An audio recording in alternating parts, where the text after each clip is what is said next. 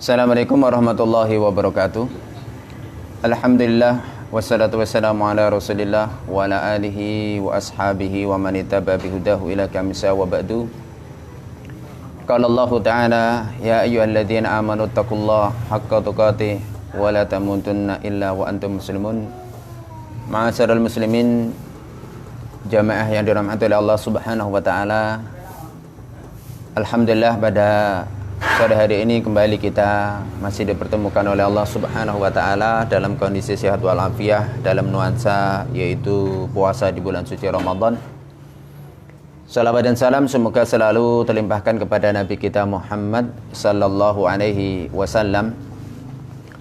Ma'asyiral muslimin rahimani wa rahmakumullah, masih melanjutkan tentang skala prioritas di dalam beribadah. Maka skala prioritas yang berikutnya itu adalah aulawiyatu amalil qalbi ala amalil jawarih, yaitu memprioritaskan, mengutamakan amal hati, amalan hati, di atas amal anggota tubuh atau amal dohir. Yang intinya kita mengedepankan yaitu amalan hati dari amalan fisik atau amalan dohir. Kok kita harus mengedepankan yang amalan hati daripada amalan yang dohir? Alasannya yang pertama bahwasanya amal yang dohir itu sendiri tidak akan diterima di sisi Allah Subhanahu wa taala ketika tidak dilandasi dengan amal hati yang benar. Jadi amal dohir kita, ibadah sholat kita secara dohir, wudhu kita secara dohir, atau mungkin sedekah kita, puasa kita, itu tidak akan diterima oleh Allah Subhanahu wa taala kalau tidak dilandasi amal hati yang benar, yaitu niat yang benar, niat ikhlas semata-mata karena Allah Subhanahu wa taala. Sehingga Rasulullah sallallahu alaihi wasallam dalam sebuah hadis sahih riwayat Bukhari dan Muslim, Rasulullah sallallahu alaihi wasallam mengatakan innamal a'malu binniyat. Innamal a'malu binniyat. Sesungguhnya amal itu adalah binniyat, yaitu dengan niat. Jadi landasan yang namanya amal itu dilihat dari niatnya. Dalam niat beramal itu ada dua. Yaitu yang pertama adalah niat beramal atau niat ibadah. Kalau kita mau sholat seumpama kita niat untuk sholat, taruhlah kita sholat wajib duhur, ya kita niat sholat wajib duhur. Itu niat beribadah. Namun niat yang kedua itu adalah niat ikhlas dalam beribadah semata-mata karena Allah. Itulah yang akan menjadi barometer diterima atau tidaknya suatu amal itu, diantaranya adalah karena keikhlasan kepada Allah Subhanahu wa taala. Sehingga innamal amalu binniyat, sesungguhnya setiap amal itu adalah terkait dengan niatnya. Wa innamal likulli imri'in ma nawa, dan masing-masing orang itu akan mendapatkan sesuai dengan apa yang diniatkan. Jadi kalau orang itu niatnya bagus, ikhlas karena Allah Subhanahu wa taala, fa insyaallah karena ketulusan dan keikhlasannya itulah dia akan mendapatkan pahala sesuai dengan keikhlasannya. Sehingga Allah Subhanahu wa taala di dalam surat Al-Bayyinah kepada umat manusia, ahlul kitab, berbuat ikhlas di dalam beramal dan beribadah. Allah Subhanahu wa taala berfirman, "Wa ma umiru illa liya'budullaha mukhlishina lahud-din hunafa." Dan tidaklah mereka diperintahkan melainkan agar mereka beribadah kepada Allah dengan mengikhlaskan untuknya seluruh agama, mengikhlaskan kepada Allah Subhanahu wa taala seluruh amal ketaatan, ad-din, hunafa, yaitu dengan penuh yang namanya kecenderungan kepada Allah, jauh dari kesyirikan. Dari hunafa, lurus, yaitu adalah tulus ikhlas karena Allah Subhanahu wa taala dengan penuh kelurusan, jauh dari kesyirikan. Begitu pula di dalam sebuah hadis yang diriwayatkan oleh Imam Nasa'i dari sahabat Abu Umamah, di mana hadis ini adalah hasan. Rasulullah sallallahu alaihi wasallam juga mengatakan innallaha la yaqbalu minal amal illa ma kana khalisan wabtughiya bihi wajhu. Sesungguhnya Allah tidak menerima suatu amal kecuali yang dilakukan secara ikhlas. Jadi amal itu nggak akan diterima oleh Allah kalau tidak ikhlas. wabtughiya bihi wajhu, dan diharapkan yaitu wajah Allah Subhanahu wa taala.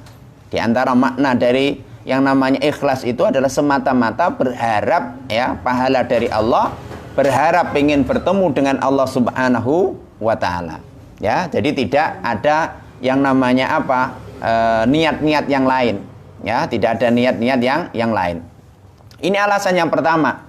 Kenapa kok kita ini harus mengedepankan amal hati daripada amal dohir?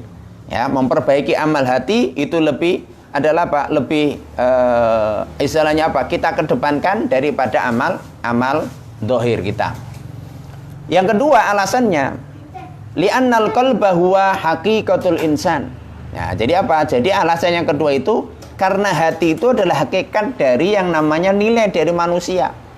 Jadi nilai dari manusia itu adalah hakikatnya ditentukan oleh hatinya.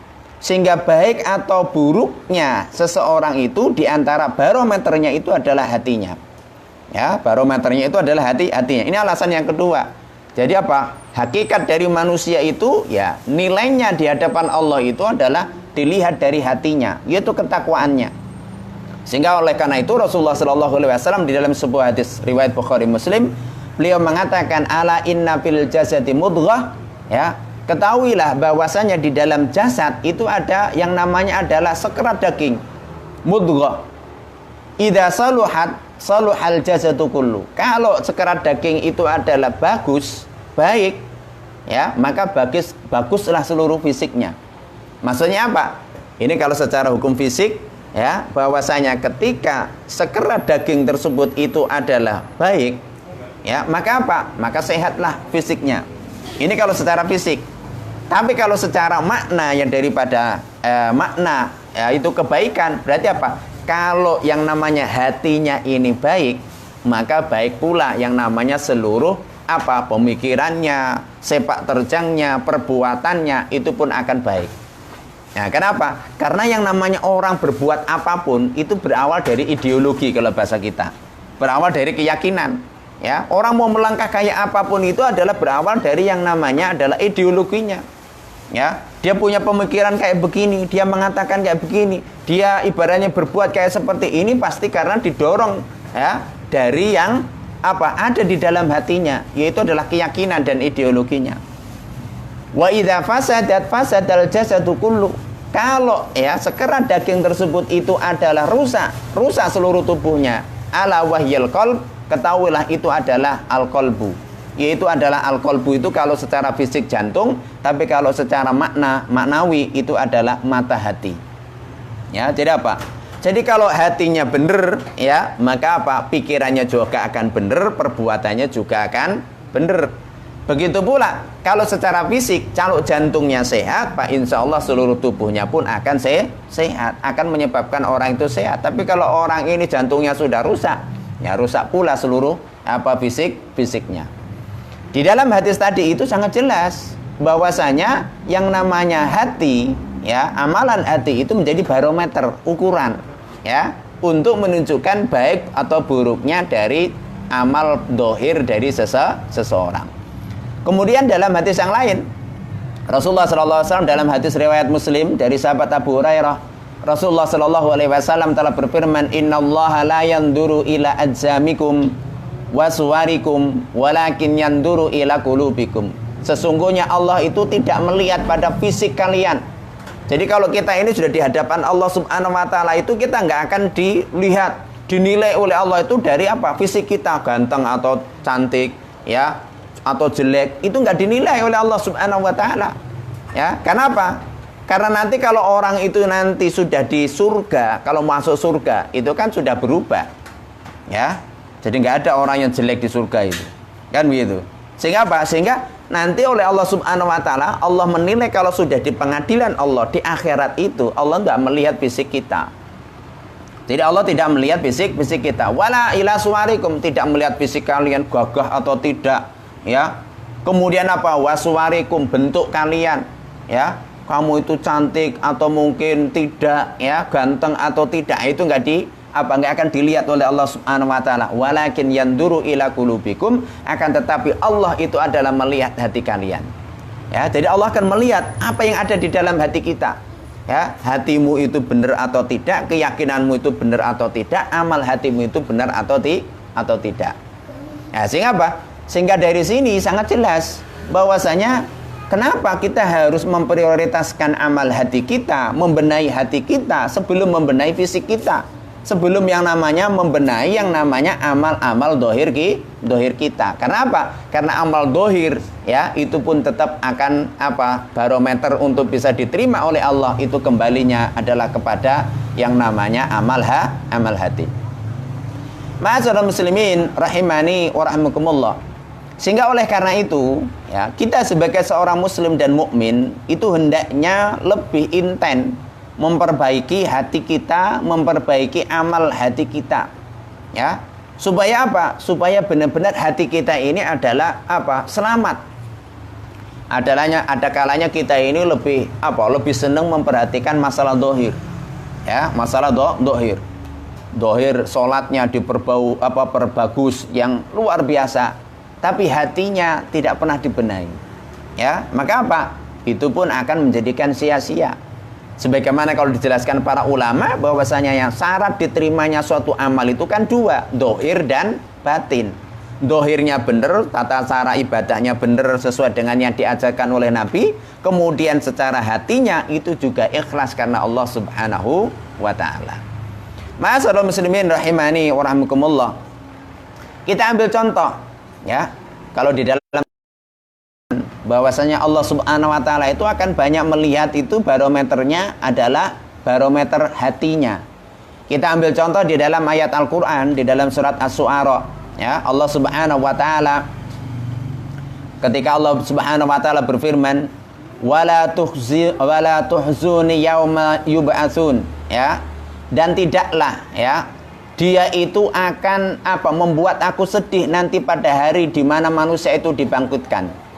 Yauma la yanfa'u malu wala banun, yaitu pada hari di mana tidak akan bermanfaat harta dan anak keturunan. Kalau orang itu nanti sudah di hadapan Allah, itu sudah nggak ada yang bisa dibanggakan. Ya, harta nggak bisa dibanggakan, anak keturunan nggak bisa dibanggakan, jabatan nggak bisa dibanggakan, kedudukan nggak bisa dibanggakan. Yang bisa dibanggakan cuma apa? Yaitu iman dan ketakwaannya. Illa man atallaha biqalbin salim, kecuali orang yang datang kepada Allah dengan membawa hati yang selamat, hati yang bersih, hati yang sehat, hati yang selamat. Yaitu apa? Hati yang tidak ada noda-noda dari kesyirikan, tidak ada noda-noda perbuatan hati yang buruk. Ya, tidak punya iri dengki, dia tidak punya kesyirikan kepada Allah Subhanahu wa ta'ala. Benar-benar hatinya itu tulus ikhlas kepada Allah Subhanahu wa ta'ala. Di dalam ayat yang lain ya, dalam surat Qaf Allah Subhanahu wa ta'ala berfirman wa uzlifatil jannatu lil muttaqina ghaira ba'id, dan surga itu didekatkan kepada orang-orang yang bertakwa, dia tidak jauh. Kenapa? Jadi surga didatangkan ya oleh Allah Subhanahu wa ta'ala, neraka juga didatangkan ya. Jadi kalau sudah waktu di mana orang itu masuk surga dan neraka, jadi surga dan neraka itu nanti didatangkan oleh Allah Subhanahu wa ta'ala.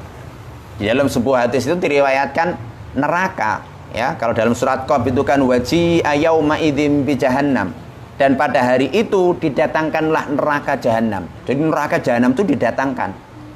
Bagaimana mendatangkan neraka jahanam? Di dalam sebuah hadis itu diriwayatkan mendatangkan neraka jahanam itu membutuhkan, yaitu adalah 70.000 tali. 70.000 tali. Satu tali itu dipegang oleh malaikat 70.000 malaikat. Ya. Masya Allah. Jadi surga neraka itu kayak begitu. Modelnya neraka itu kayak apa? Dan modelnya neraka itu adalah kayak lesung gitu. Ya. Jadi dalam, panjang, lubang kayak gitu ya, dalam kayak begitu. Ya, itu adalah modelnya neraka. Jadi neraka itu sangat dalam sekali. Ya, seluruh manusia itu masuk dalam neraka nggak penuh. Sehingga apa? Neraka itu sangat besar, ya, sangat luas, ya. Seluruh manusia yang berhak masuk neraka itu semuanya masuk neraka. Ya, ternyata neraka itu adalah Tidak pernah penuh. Makanya di dalam surat Qaf itu kan ketika ketika Allah Subhanahu wa taala melihat neraka itu, maka neraka itu kan ditanya, ya. Jadi apa? Halim talati. Hei neraka, apakah kamu sudah penuh? Maka jawabannya neraka adalah hal mim mazid. Ya Allah, masih ada tambahan lagi enggak? Nah, jadi apa? Neraka masih kurang terus. Nah, jadi apa? Jadi di dalam ayat ini, jadi surga pun didekatkan oleh Allah Subhanahu wa taala kepada orang-orang yang bertakwa, yaitu bertakwa. Hadza ma tu'atuna likulli awwabin hafid. Ini apa yang dijanjikan kepada kalian, yaitu bagi orang-orang yang awwab, bagi orang-orang yang banyak kembali kepada Allah, banyak bertaubat, banyak dia itu mendekat kepada Allah Subhanahu wa taala, hafidin, dan dia itu menjaga diri. Ya. Jadi apa? Jadi surga itu diberikan kepada siapa? Orang-orang yang dia itu banyak kembali kepada Allah Subhanahu wa taala, banyak menjaga hatinya, banyak menjaga dirinya dari dosa dan kemaksiatan.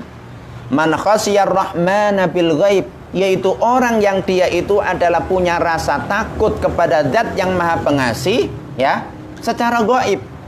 Karena kita dulu di dunia, kita sekarang di dunia itu kan nggak melihat Allah Subhanahu wa taala. Jadi kita beriman kepada Allah, meyakini Allah itu secara gaib. Karena Allah tidak bisa kita lihat secara indera kita. Sehingga apa? Itu namanya iman kepada yang gaib, kan begitu. Jadi orang yang dia itu punya rasa takut kepada Allah secara gaib, waja'a biqalbin munib, dan dia itu datang menghadap Allah itu dengan membawa hati yang kembali. Hati yang apa? Penuh dengan inabah, kembali kepada Allah. Yaitu hati yang taat kepada Allah Subhanahu wa ta'ala. Nah, ini sangat jelas di dalam ayat-ayat itu, ternyata amal-amal yang dohir ini tetap barometernya adalah amal yang hati. Nah, di sini sehingga apa? Sehingga seyukianya kita sebagai seorang muslim dan mukmin itu adalah memperhatikan, yaitu adalah amal-amal yang namanya hati kita. Kita ambil contoh. Ya, kita ambil contoh semua tentang amal hati itu apa di antara bentuknya. Di antara bentuk seperti keikhlasan, ini paling puncak, yaitu ikhlas, ya. Jadi ikhlas itu amalan hati. Jadi ikhlas itu nggak bisa diomongkan, ya. Oh, aku ikhlas, itu kan omongan. Hatinya kayak apa? Itu nggak ada yang tahu kecuali dia dan Allah Subhanahu wa taala, ya. Jadi keikhlasan itu amalan hati yang nggak bisa tampak, nggak bisa diomongkan. Dalam lisan mungkin bisa jadi dia ngomong ikhlas, ya. Tapi di dalam hatinya bisa jadi tidak ikhlas. Jadi seperti keikhlasan, seperti cinta kita kepada Allah, cinta kita kepada Rasul. Kecintaan itu adalah apa? Kecintaan itu amal hati. Orang mencintai itu kan amal hati. Walaupun ada buktinya secara dohir, ya kan? Itu kan bukti, indikasi menunjukkan dia itu cinta. Tapi yang intinya itu adalah kecintaan itu adalah amalan hati. Jadi kecintaan itu adalah amalan hati. Contoh yang lain apa? Tawakal kepada Allah. Bertawakal kepada Allah itu adalah di dalam hati dulu, baru kemudian diiringi dengan amal dohirnya. Makanya kalau ulama itu mendefinisikan tawakal itu adalah al-i'timadu 'ala Allah fi jalbil masalih wa dar'il mafasid ma'a akhdil asbab. Tawakal itu adalah bersandar kepada Allah secara keyakinan, ya. Kita yakin Allah lah yang memberi rizki, Allah lah yang memberikan manfaat atau yang menimpakan suatu madharat. Kembali kepada Allah dulu secara yakin ke dalam hati. Baru kemudian apa? Fijal bil masoleh, tawakal bersandar kepada Allah dalam rangka meraih kemaslahatan atau menolak suatu madharat, ma'akhdil asbab, dengan menggapai sebabnya. Ya, dengan menggapai sebabnya. Kemudian contoh yang lain apa? Amalan hati, roja, berharap. Namanya harapan itu kan di dalam hati, berawal itu semuanya di dalam hati, ya. Yang kadang kemudian kita lafalkan secara dohir dengan doa-doa kita, berupa kita panjatkan dalam doa. Tapi di dalam hati dulu kita berharap kepada Allah Subhanahu wa taala, ya. Itu roja, ya namanya kan itu. Kemudian wal khosyah min adzabihi, rasa takut kepada siksa Allah Subhanahu wa taala. Wa syukru li ni'amihi, syukur atas nikmat-nikmat Allah. Yang mana syukur itu kan asalnya itu di dalam hati dulu semuanya. Yang dikatakan oleh Ibnu Qayyim rahimahullah itu bahwasanya namanya syukur itu apa? Syukur itu kata Ibnu Qayyim itu adalah duhuru atharin ni'matillahi, ya, fi qalbil ibadi syuhudan wa i'tirafan. Yang namanya syukur itu adalah tampaknya bekas nikmat Allah di dalam hati seorang mukmin, ya, berupa kesaksian dan pengakuan kalau nikmat itu semata-mata datangnya dari Allah. Ini yang pertama. Kemudian apa? Wa ala lisanihi sanaan wa mahabbatan. Di dalam apa? Kemudian tampak di dalam lisannya berupa pujian, mengucapkan alhamdulillah kasih nikmat, ya. Kemudian apa? Kita mengucapkan alhamdulillah. Ya, mengucapkan alhamdulillah. Kemudian apa? Wa ala jawarihi, ya. Kemudian apa? Ta'atan wa qiyatan. Kemudian tampak di dalam yang namanya apa? Tampak di dalam yang namanya fisiknya, dohirnya berupa apa? Yaitu berupa ketaatan dan ketundukan. Nah, ini adalah syukur. Makanya syukur itu ya intinya dulu adalah di dalam hati, meyakini bahwa nikmat itu datangnya semata-mata dari Allah Subhanahu wa ta'ala. Contoh yang lain apa? Muraqabatullah, merasa terus diawasi oleh Allah Subhanahu wa ta'ala. Jadi kita ini apa? Terus diawasi oleh Allah, diteropong oleh Allah Subhanahu wa ta'ala. Dimanapun Anda berada, Anda itu diawasi oleh Allah Subhanahu wa ta'ala. Tidak ada apa istilahnya manusia atau makhluk sedetik pun yang lepas dari pengawasan Allah Subhanahu wa ta'ala. Nah, ini adalah contoh-contoh. Kita ambil kalau semua dari hadis, ya, bahwasanya kecintaan kepada Allah dan Rasulnya itu bagian dari amal hati. Kita ambil contoh di dalam sebuah hadis sahih, ya, di mana Rasulullah Shallallahu Alaihi Wasallam bersabda dari hadis riwayat Bukhari dan Muslim, ya, dari sahabat Anas bin Malik. Rasulullah Shallallahu Alaihi Wasallam beliau menyebutkan di dalam sebuah hadis yang intinya adalah apa? Yang namanya amal itu pondasinya ya dari hati dulu, kan begitu. Rasulullah mengatakan salasun mangkunna fihi wajada halawatal iman. Ada 3 amal, ya. Barang siapa yang dia menjumpai di dalam dirinya itu ada 3 ini, maka dia akan merasakan atau menjumpai manisnya iman. Kalau orang punya ketiga-tiganya ini di dalam dirinya, maka apa? Maka dia akan merasakan manisnya iman. Apa yang pertama kata Rasulullah? Ayakunallahu wa rasuluhu ahabba ilaihi mimma siwahuma. Jika Allah, ya, jika Allah dan Rasulnya itu lebih ia cintai daripada yang lain. Nah, daripada yang lain. Dan ini kecintaan, mahabbatullah wa mahabbatu rasul. Jadi mahabbatullah dan mahabbatu ar-rasul. Jadi apa? Jadi kita mencintai Allah dan mencintai Rasulullah sallallahu alaihi wasallam. Ya, ini adalah amal hati. Kecintaan kita kepada Allah, kecintaan kita kepada Rasul berawal dari hati, keyakinan, yakin mencintai Allah Subhanahu wa taala dalam hati. Cuma yang jadi permasalahannya, ya, kemudian amal hati ini harus berbuah dengan praktek nyata. Yang namanya bukti-bukti kecintaan. Apa bukti kecintaan itu? Bukti kecintaan kita kepada Allah dan Rasul itu tiadalah adalah apa?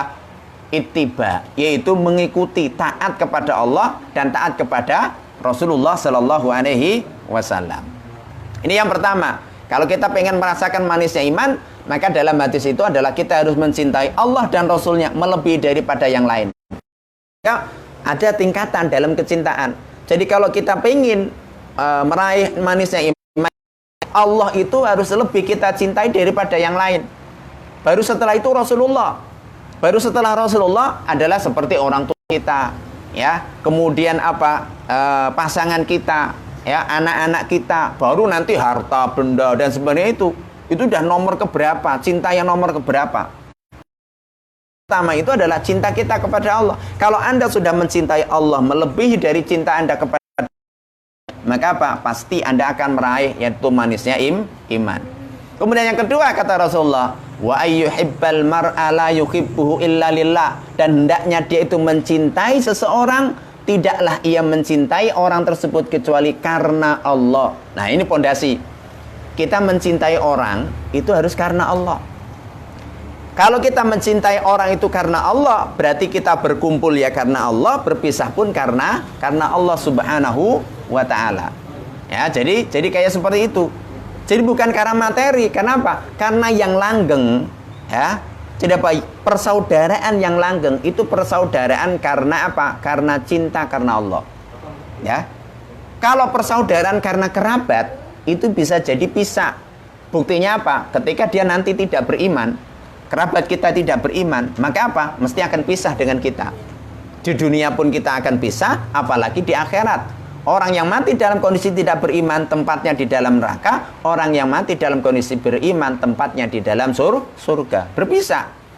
Tapi orang itu mungkin bukan kerabat kita, bukan sanak kerabat kita. Tapi ketika dia beriman, ya, hatinya sama.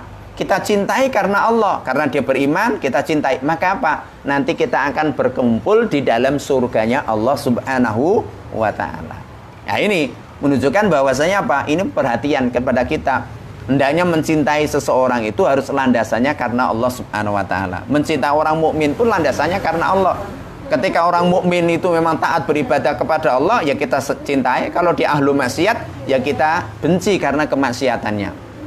Kemudian yang ketiga, wa ayyakraha ayyauda fil kufri kama yakrah ayyuqdhafa finnar. Ya. Jika dia itu sudah benci kembali kepada kekafiran sebagaimana bencinya dia itu kalau dia dilempar ke dalam api. Nah, ini adalah apa? Ini perhatian kita. Bahwasanya apa? Hal yang ketiga yang akan menjadikan kita ini meraih manisnya iman itu, kalau Anda itu sudah benci kepada kekafiran seperti bencinya Anda itu kalau dimasukkan ke dalam api. Ya. Anda dimasukkan api kan nggak mau. Kalau Anda naik gunung Merapi Anda dilempar, kan nggak mau Anda. Kalau Anda sudah punya kebencian dengan kekafiran seperti bencinya Anda kayak mau dilempar di apa istilahnya gunung Merapi, ya, maka Anda pasti akan meraih manisnya iman. Berarti nanti akan Anda mencintai Islam itu melebihi dari yang lain. Ya. Kenapa? Karena itulah yang akan menyelamatkan. Ya. Jadi harta benda, kedudukan, kekayaan itu nggak akan menyelamatkan kalau nggak ada landasan iman. Maka Islam dan iman itu landasannya. Ya, di dalam ayat ini, dalam hadis ini, itu semuanya terkait dengan amal hati. Ternyata bahwasanya Rasulullah Shallallahu Alaihi Wasallam itu sangat perhatian dengan yang namanya urusan hati. Sehingga apa? Prioritas kita ini juga harus kita benahi sedikit demi sedikit. Amal kita itu terkait dengan amal ibadah hati itu harus kita prioritaskan, ya, melebihi dari prioritas kita terhadap amal dohir. Ma'asyiral muslimin rahimani wa rahimakumullah. Kemudian kita ambil contoh lain. Nah, kita ambil contoh yang namanya prioritas amal hati ini harus kita kedepankan dari amal dohir. Di dalam sebuah hadis sahih yang diriwayatkan oleh Imam Bukhari dan Muslim juga, Rasulullah Shallallahu Alaihi Wasallam itu ya diceritakan oleh sahabat Anas, anna rajulan sa'alan Nabi. Bahwasanya ada seseorang itu datang bertanya kepada Nabi Muhammad Shallallahu Alaihi Wasallam. Apa pertanyaan? Mata sa'ah, wahai Rasulullah, kapan hari kiamat? Ya, maka Rasulullah menjawab, ma'adat talaha, apa yang kamu persiapkan untuk menghadapi kiamat? Kok kamu itu pede banget, kapan hari kiamat kan gitu loh, ya? Jadi apa? Kenapa kok kita tanyanya kapannya kan gitu loh? Maka Rasulullah bertanya, apa yang sudah kamu persiapan untuk menghadapi kiamat? Kalau nanti kiamat tak beritahu harinya itu hari Jumat, kan itu. Kemudian tanggal berapa, ya bulan apa yang sudah kamu persiapkan? Kan begitu. Maka Rasul bertanya, apa yang kamu persiapkan untuk menghadapi kiamat? Maka kemudian orang tadi, sahabat tadi menjawab, ma'adatullah min katsiri salatin wala saumin wala shadaqatin ya Rasulullah. Tidaklah aku mempersiapkan menghadapi kiamat itu dengan banyaknya salat, dengan banyaknya puasa, dengan banyaknya sedekah. Walakinni uhibbullaha wa rasulah. Ya, aku tidak banyak sholatnya wa Rasulullah, aku nggak banyak puasanya, aku nggak banyak sedekahnya, tapi ya aku sangat mencintai Allah dan Rasulnya. Apa jawabannya Rasulullah? Rasulullah SAW menjawab, anta ma'aman ahbabta, kamu akan berkumpul bersama orang yang kamu cintai. Ya, jadi apa? Ini masalah cinta ya kan? Berarti apa? Ini terkait dengan amal hati. Ya. Sahabat tadi itu nggak banyak sholatnya, ya, yang cuma yang wajib kan gitu. Puasanya ya cuma Ramadan, nggak banyak puasa sunnahnya. Sedekahnya kalau dia punya kewajiban, kalau enggak ya nggak bisa bersedekah kan gitu. Tapi dia punya amal yang luar biasa, yaitu apa? Mahabbatullah wa mahabbatur Rasul. Mencintai Allah dan mencintai Rasulnya. Langsung Rasulullah menjawab, kamu akan dikumpulkan bersama orang yang kamu cintai. Ini juga memberikan faedah. Faedah apa? hendaknya Anda, ya, ma'asyiral muslimin, jangan keliru mencari idola. Ya, jangan keliru mencari idola. Kalau Anda itu mencintai idolamu keliru, maka apa? Maka ini juga akan bisa menyebabkan kita ini keliru. Karena orang itu pasti secara fitrah, apalagi masih anak-anak, itu senangnya mencari idola. Idolanya siapa? Ronaldo. Nah, itu kan pesepak bola. Lionel Messi, kan itu loh. Sehingga apa?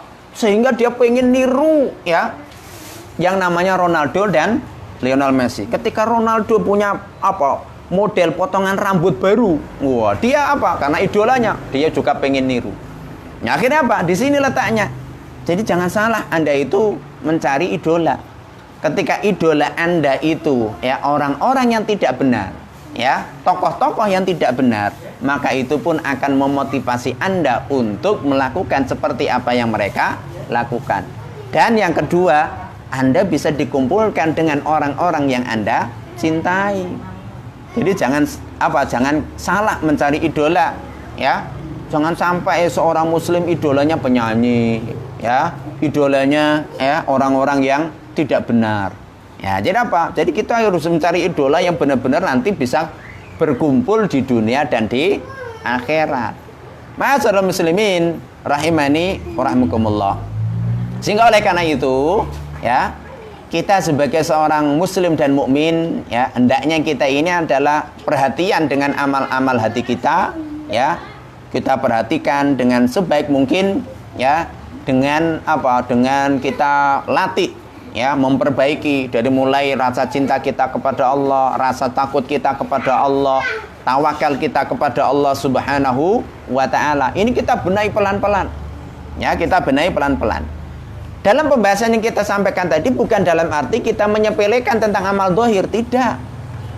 Cuma kita harus punya prioritas di sini. Kita membenahi amal hati itu nanti akan berdampak kepada perbaikan amal zahir, ya. Jangan kayak seperti sebagian orang, dalil ini dipakai untuk justru dibalikkan, ya. Jadi apa? Kayak kita ambil contoh, ya. Jilbab itu, ya, itu kan hanya zahir, yang penting kan hatinya, ya kan gitu. Yang demikian itu seakan-akan kalau secara kaidah benar gitu. Apakah yang demikian itu benar? Jangan menilai orang itu secara zahirnya, ya. Ya, dia nggak pakai jilbab tapi bisa jadi hatinya benar, kan gitu. Hatinya bersih. Bagaimana itu? Ya, maka justru itu tidak benar. Karena apa? Karena di dalam kita sampaikan dalam permasalahan hati itu, benahi masalah hati. Hati kalau benar, maka itu akan apa? Tercermin di dalam amal perbuatan.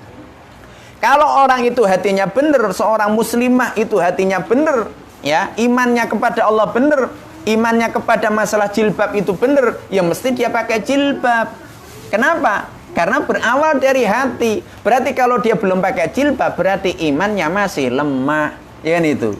Bisa jadi mungkin imannya itu adalah kelap-kelip kayak lampu lilin diterpa oleh angin, kan itu. Sehingga apa? Kelap-kelip, mobat mabit kata orang Jawa. Sehingga apa? Ketika diterpa oleh badai, mati imannya, hilang, jilbabnya lepas. Nah, sehingga apa? Sehingga nggak bener. Jadi apa yang mereka sangkakan bahwasanya, oh yang penting hati, ya, amal zahir nggak perlu, jilbab nggak perlu, sholat nggak perlu, kayak gitu. Maka justru itu adalah bumerang bagi orang yang ngomong. Kalau memang hatimu bener, kalau memang imanmu bener, pasti tercermin di dalam amal perbuatan zahir. Cinta kita kepada Allah yang benar akan menyebabkan kita tunduk taat kepada Allah. Allah memerintahkan sholat, berarti kita harus sholat. Balik untuk berjilbab, maka dia harus berjilbab, ya. Orang itu diperintahkan adalah untuk puasa, ya dia harus puasa. Itu apa? Buah dari amal hati. Kalau cintanya benar kepada Allah, maka dia akan menjalankan amal-amal zahir. Tapi kalau dia itu zahir saja, hatinya nggak dibenahi, maka apa yang terjadi? Muncullah kemunafikan. Ya, muncullah kemunafikan. Sehingga apa? Sehingga orang zahirnya Islam, tapi sebenarnya dia memusuhi Islam, ya, menampakkan Islam. Sehingga apa? Itulah dinamakan orang munafik keyakinannya. Itulah yang diancam oleh Allah Subhanahu wa taala di dalam surat An-Nisa itu, innal munafiqina fi darkil asfali minan nar. Sesungguhnya orang munafik itu adalah apa? Di dalam lapisan neraka yang paling bawah. Jadi apa? Keraknya neraka. Ya, itu adalah orang munafik. Orang munafik yang dinas oleh Allah, yang disebutkan oleh Allah dalam surat An-Nisa itu bukan orang munafik, ya, yang ibaratnya cuma ngomongnya dusta, bukan. Mereka itu orang munafik pada zaman ayat itu turun, itu adalah dohirnya mereka muslim. Mereka juga sholat berjamaah bersama Nabi. Ya, mereka sholat berjamaah bersama Nabi di masjid. Cuma mereka malas-malesan. Sholatnya mereka berjamaah itu adalah apa? Ketika waktu siang, ya, yang masih bisa dilihat karena zaman dulu belum zaman yang namanya listrik, ya gitu kan. Sehingga apa? Sehingga mereka itu sholat berjamaah itu adalah apa? Duhur, asar, maghrib, isya sama subuh malas mereka. Kenapa? Nggak kelihatan. Oh, Nabi Muhammad kan nggak tahu. Ya, sehingga apa? Mereka nggak datang. Ya, yang kayak seperti itu. Tapi mereka masih sholat. Ketika ada peperangan, banyak juga di antara mereka yang ikut perang. Ya, walaupun ikut perang itu cuma sekedar absen saja. Yang penting menampakkan kalau mereka itu dohirnya orang beriman, kan begitu. Ya, sehingga apa? Mereka masih kayak begitu.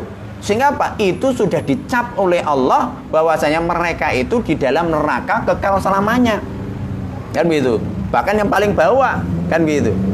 Lah kalau zaman kita sekarang ini banyak orang yang mengaku muslim, mengaku mukmin, ya, tidak mengamalkan syariat Islam sama sekali. Salat ya enggak, puasa ya enggak, ya. Maka bagaimana kita bisa katakan, ya? Orang munafik zamannya Nabi aja masih sholat, ya masih puasa, masih bersedekah. Walaupun sedekahnya itu riaan semuanya. Orang munafik itu kalau beramal itu mesti apa, bahasa kita pamer, ya, pengen dipuji, ya, pengen dilihat orang, ya. Nah kalau zaman kita ini lebih parah lagi. Jadi munafiknya zaman kita sekarang ini, ya, itu adalah benar-benar apa? Hanya apa, bahasa orang itu Islamnya di KTP saja. Ya, jadi Islamnya cuma di KTP, ya, KTP-nya tulisannya agama Islam, tapi syariat tidak pernah dijalankan. Sholat ya enggak, puasa ya enggak, apalagi ibadah yang sifatnya maliyah, harta, ya, lebih berat lagi. Ya, jadi apa? Jadi maka intinya membenahi hati itu harus kita kedepankan, karena dengan membenahi hati otomatis itu nanti akan memberikan dampak yang positif kepada pembenahan amal dohir. Wallahu ta'ala a'lamu bisawab. Demikian yang bisa kita sampaikan, satu pembahasan yaitu tentang prioritas, ya, di dalam beramal, yaitu adalah memprioritaskan pembenahan amal hati atau melakukan amal hati, ya, sebelum amal dohir, karena hati adalah landasan bagi amal dohir. Wallahu ta'ala a'lamu bisawab. Semoga bisa memberikan manfaat. Kita tutup, ya, dengan doa kafaratul majlis. Subhanakallahumma wabihamdika asyhadu an la ilaha illa anta astaghfiruka summa atubu ilaik. Assalamualaikum warahmatullahi wabarakatuh.